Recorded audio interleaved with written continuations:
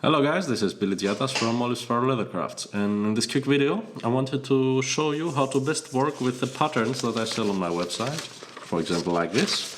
So how to best cut them out, stick them together and so on. Hope this is helpful for you guys.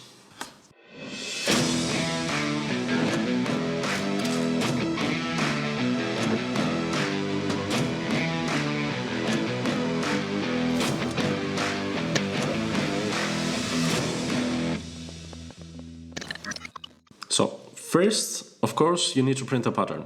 I would recommend to open it in Adobe Acrobat Reader and print it using this software, because it is usually very accurate with the scaling and doesn't do weird stuff that other software might do with the scaling.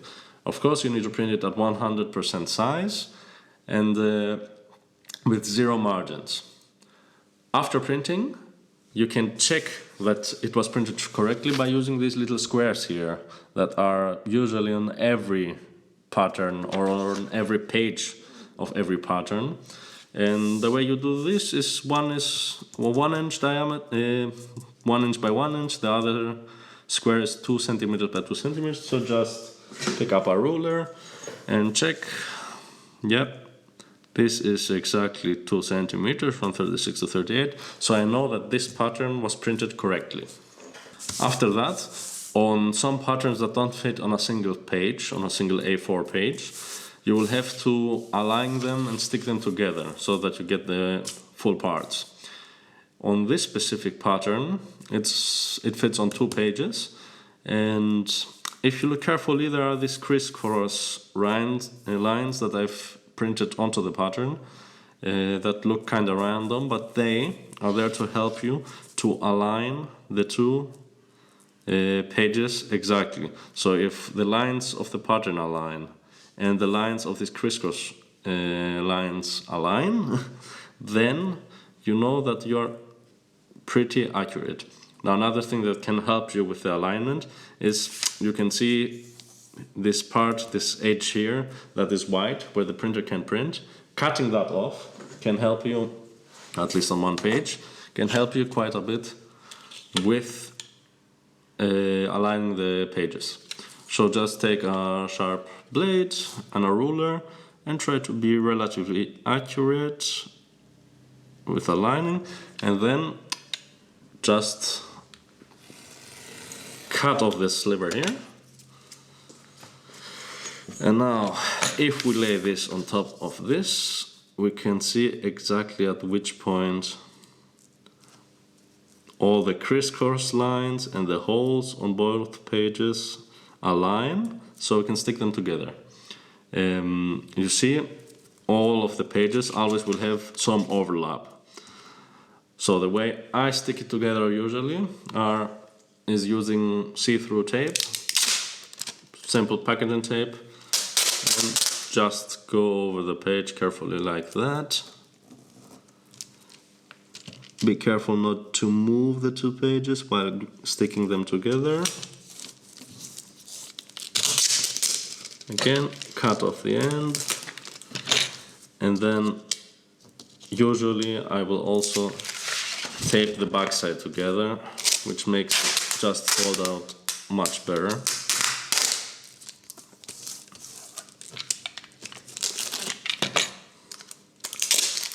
Put the tape to the side. So now we have the complete pattern, as you can see, on one big piece of paper. The next step would be cutting out the pattern, of course. For the long edges, again, I would recommend just using a ruler. Don't know why I put it away. Just align it. Try to be accurate. This will make everything easier. Hold it, take care of your fingers not to cut anything you shouldn't cut, and slowly and steadily cut off the part you don't need. Now the other side, just the same thing. Usually what I would recommend is to cut with a ruler on the inside of your design, because this way it's harder for you to cut into the design and make mistakes that would cause you to have to print the part again, the pattern. So just align the big ruler all the way from edge to edge and slowly and steadily cut it. You see, first part is almost ready. Now the bottom part, again using the ruler, a quick cut.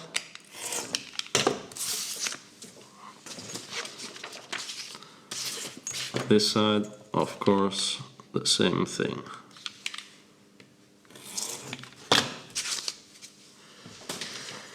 And then for cutting the corners, you can either do it just with a knife, to bit by bit cut it off, and try to get the rounded edge as it should. Or the other option is, if you have like this round punch kind of thing for leathercraft, you can just put it on the corner and a slight tap, cut that off, and also again get the radius you want. I'll put that to the side. For these parts that are curved and so on, I again just use the carpenter's knife, or you can use a smaller knife. That's sometimes better for cutting these curves, but yeah, you have to see what works for yourself. So just go ahead and cut the other pieces from the pattern. And just like that, with all the pieces cut out, and I'm gonna show you how to best keep these leather patterns on the pieces of leather, so you can cut them out properly, and also how to punch the holes. So I went ahead and got this piece of leather here, which all the parts that I need from wedge down leather fit on. And now there are different options to do this. If you don't want to use these stitching holes that I've made in the pattern and want to make your own with some like prongs like that, then you can just take a scratch awl like this, put it on the piece of leather, hold it with your hand. Now I line up this edge so it's all nice and square, this and this edge, and then just with a scratch awl, scratch the surface of the leather to mark it where you have to cut it. And now you can see it's pretty visible on the leather, and you can just use your sharp knife and a ruler and cut it out. Now, for pieces like that are a little bigger and maybe not so easy to hold with your hand while scratching, and if you want to use the stitching holes, one option is to cut a hole or a couple of holes better right in the middle of this pattern piece. Just kind of use this knife for one of them. Like, one option is just using this carpenter's knife and cut a triangle. It's, I think, the easiest shape to cut in out of the middle. Another option is to use a big hole punch, or what we can also use is this half moon thing, and tap it a couple of times, 2 or 3 times, to cut out a shape from the pattern, just like that. Now what you're gonna do with that is you just lay it onto your leather somewhere that it fits, just like that. You will use a piece of tape. Just let me cut a clear edge and just use it like that to stick the paper and the leather together. You usually don't want your tape to go all the way to the edge, but this is on here. And now you can just do the same thing. Use your scratch awl to trace this pattern's shape. Now what I could have done here to make it more correctly is to line it up with edge, but be smarter than me, learn from my mistakes, and just line up the edge and make it easier for you. But now I'm just gonna scratch the leather carefully, not to push into the pattern, and lift it up. You don't need much force to do this, just a medium to light touch to just score the surface of the leather. All the way around, nice and slowly, nobody's hunting you. And around the corners to keep the exact same radius. And you can just lift up the side like this a bit. So we see we have been all the way around. Now I'm just gonna do the same with the other piece, and then I'm gonna show you options on how to make the holes into the pattern.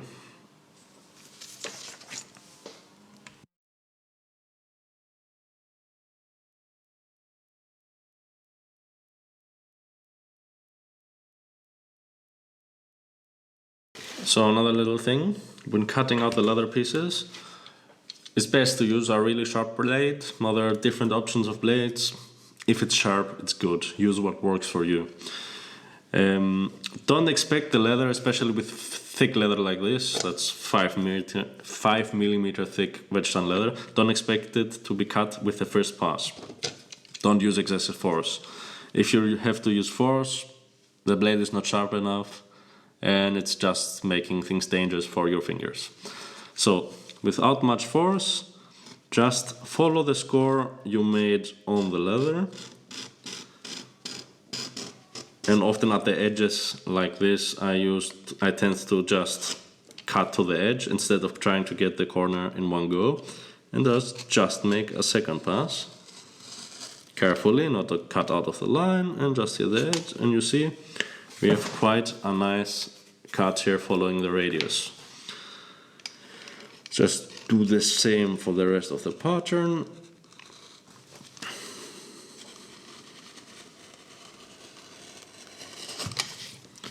See, I scored it, it's not completely cut, and we'll just make another pass, almost no force needed,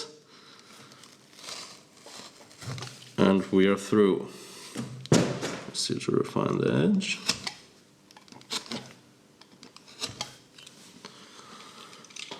So, now, what do you do about the stitching holes? I'm gonna use this piece as an example. Also, this little piece, it's the loop for the belt. I cut out without sticking the pattern to the leather piece.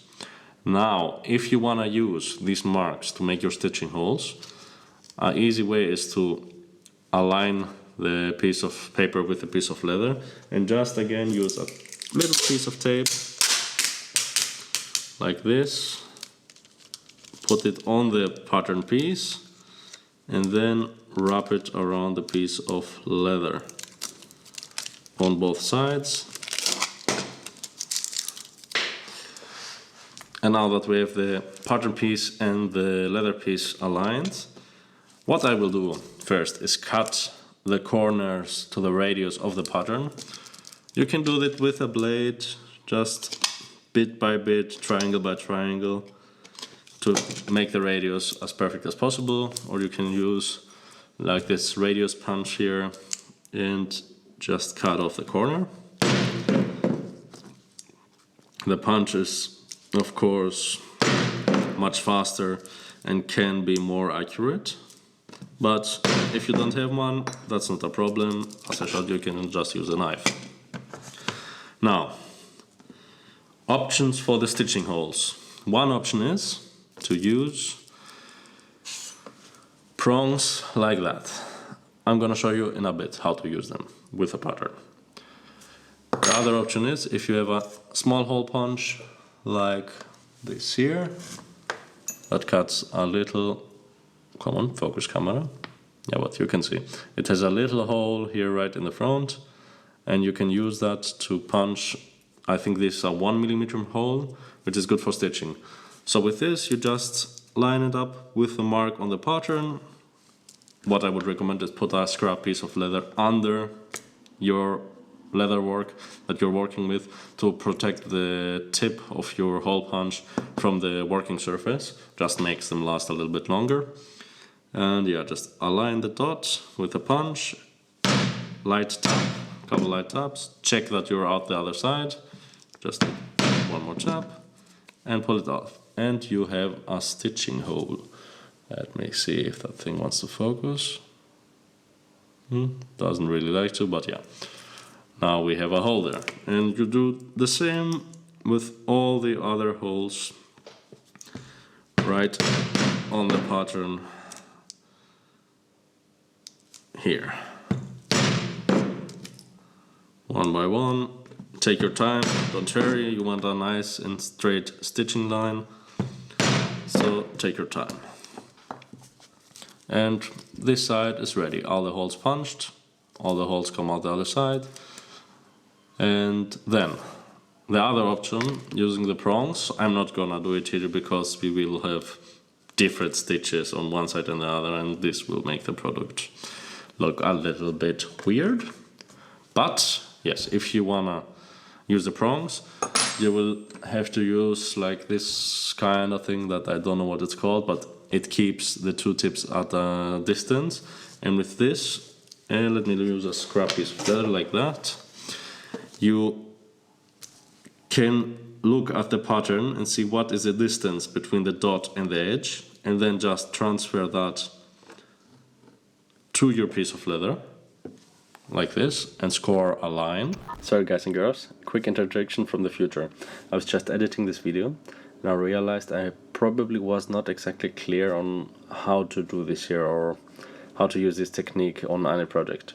What you want to do is to use your pattern on the piece of leather, mark the first and the last holes of each stitching line, and then just use your wing dividers and trace along the edge of your project, connecting the two places you marked.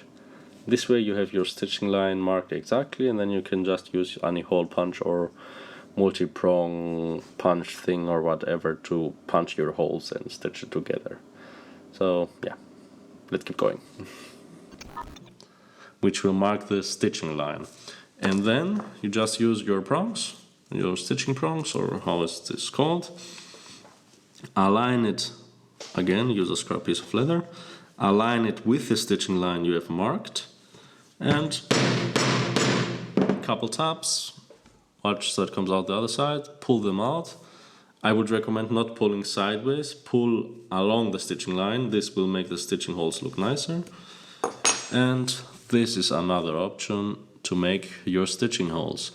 This option is of course faster, but you will need a set of prongs, like I have a 2-prong, 1-prong, 4-prong and 6-prong set of these.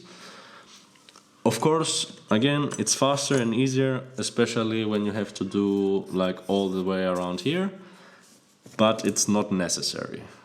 You can do it with a simple hole punch if you don't have the prongs. Also, one thing I forgot to mention, if you don't have even a pricking iron or a hole punch like that, you can also use one of these, like hole thingies. Whatever works for you. And just a little bonus tip.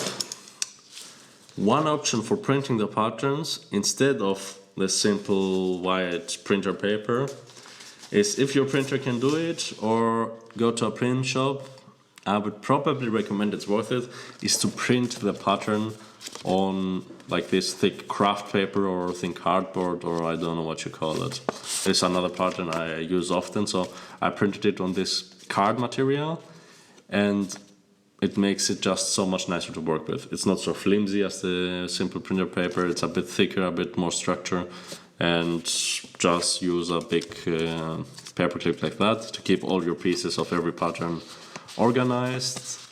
And yeah, that's definitely a pro tip that I would recommend you using.